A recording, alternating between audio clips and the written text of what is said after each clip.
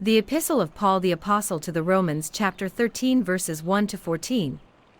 Let every soul be subject to the governing authorities. For there is no authority except from God, and the authorities that exist are appointed by God. Therefore whoever resists the authority resists the ordinance of God, and those who resist will bring judgment on themselves. For rulers are not a terror to good works but to evil. Do you want to be unafraid of the authority? Do what is good, and you will have praise from the same. For he is God's minister to you for good.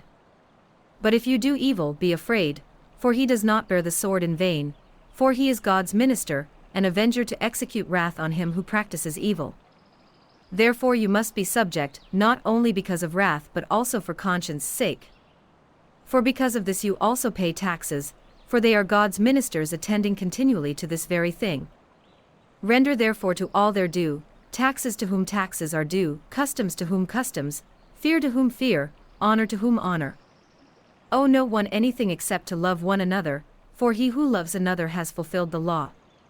For the commandments, you shall not commit adultery, you shall not murder, you shall not steal, you shall not bear false witness, you shall not covet, and if there is any other commandment, are all summed up in this saying, namely, you shall love your neighbor as yourself. Love does no harm to a neighbor, therefore love is the fulfillment of the law.